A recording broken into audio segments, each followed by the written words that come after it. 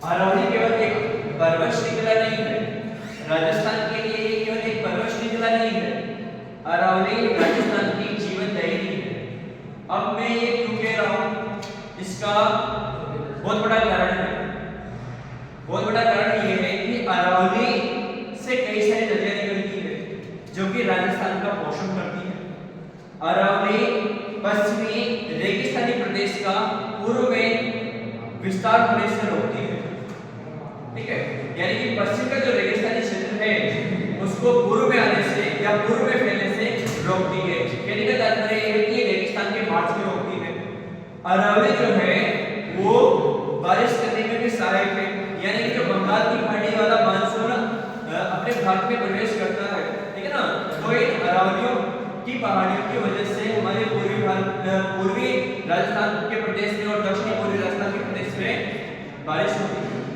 ठीक है, अरावली के अंतर्गत कई सारी वनस्पतियां हैं। ठीक है, वो वनस्पतियां हमारी जलवायु को प्रभावित करती है, हमारी जलवायु को अच्छा बनाने में योगदान देती है। इसी के पास में दिल्ली पड़ता है। दिल्ली का जो पोल्यूशन है, एक्यूआई जो है वहां की, उसकी एक्यूआई मतलब वहां के पोल्यूशन को कम करने में अपना योगदान देती है। ठीक है, अरावली के कुछ चुनिंदा फायदे नहीं है, अरावली के बहुत ज्यादा फायदे हैं। बहुत ज्यादा फायदों में एक फायदा ये है कि ये भूजल स्तर को बनाए रखने में सक्षम है, यानी कि जो अंडरग्राउंड वाटर है, ठीक है, उस अंडरग्राउंड वाटर को रिचार्ज करने में इसकी बहुत बड़ी भूमिका रहती है। तो हमारे जो सुप्रीम कोर्ट है, उस सुप्रीम कोर्ट ने इसकी एक परिभाषा निर्धारित की है। वो परिभाषा ये है कि अरावली का केवल वही हिस्सा अरावली माना जाएगा जिसकी ऊंचाई 100 मीटर या 100 मीटर से अधिक हो। तो क्या भाई साहब हम 99 मीटर वाली अरावली को अरावली नहीं मानेंगे? ठीक है, क्या किसी परिवार में कई सारे कल तो गवर्नमेंट ये बोलेगी हमारी कि जिसकी हाइट 5.5 फुट से ज्यादा है वही मनुष्य है या वही भारत का नागरिक है, बाकी के भारत के नागरिक ही नहीं है। ये कौन सी परिभाषा हुई साहब? और आप कौन होते हो परिभाषा निश्चित करने वाले? आप क्या कोई ज्योग्राफर हो क्या जो परिभाषा निश्चित करोगे? ये काम ज्योग्राफर्स का है। ठीक है, ये काम उन संस्थाओं का है जिन संस्थाओं के पास ये अधिकार है। तो आप कौन होते हो इसकी परिभाषा डिसाइड करने वाले? तो ये परिभाषा निराधार है और ये अरावली जो है, अरावली के अस्तित्व को खत्म करने के लिए एक षड्यंत्र ही माना जाना चाहिए। क्यों? क्योंकि अरावली के अधिकांश जो पर्वत है, अधिकांश पर्वत है वो 100 मीटर से कम नीचे वाले पर्वत है, यानी लगभग 90% जो पहाड़ियां हैं इसकी वो 100 मीटर से कम ऊंची है। ठीक है, केवल 10% पहाड़ियां ऐसी है जो 100 मीटर से ज्यादा ऊंची है। तो क्या हम केवल 10% अरावली को ही अस्तित्व में रखेंगे? क्या 10% अरावली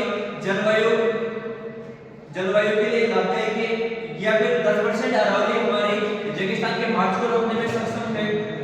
ये तो नहीं है ना। तो ये वाली जो परिभाषा है, इस परिभाषा का कोई भी आधार नहीं है। ठीक है, तो इसको माना नहीं जाना चाहिए। और हम भूगोल के विद्यार्थी हैं और भूगोल के विद्यार्थी होने के नाते हमें इस मुद्दे को उठाना चाहिए और ये हम सभी का दायित्व बनता है, क्योंकि अरावली केवल पर्वतों का टुकड़ा नहीं है, कंकड़ पत्थरों का टुकड़ा नहीं है, एक निर्जीव श्रृंखला नहीं है। अरावली वो पर्वत श्रृंखला है जिसने सभ्यताओं को जन्मते हुए देखा है, जिसने कई राज्यों को बनते बिगड़ते, कई साम्राज्यों को गिरते हुए देखा है, कई साम्राज्यों को बनते हुए देखा है। अरावली हमारे इतिहास की जीती जागती एक एविडेंस है, एक सबूत है, गवाह है। इसमें कई सारे किले हैं, इसमें कई सारे अभयारण्य हैं, इसमें कई सारी जैव विविधताएं पनपती है और ये सभी खतरे में आ सकती है अगर अरावली का अस्तित्व नहीं रहा। यहाँ से कई सारी नदियाँ निकलती हैं जो कि हमारे राजस्थान का पोषण करती है। फिर वो नदियाँ कहाँ से निकलेंगी जब इनका स्रोत ही नहीं रहेगा निकलने का? तो अरावली को बचाना हम सभी का कर्तव्य है।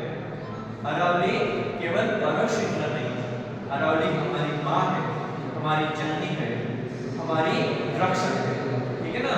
तो ये सभी अपना दायित्व समझे और इसके रक्षण के लिए अपना योगदान दें।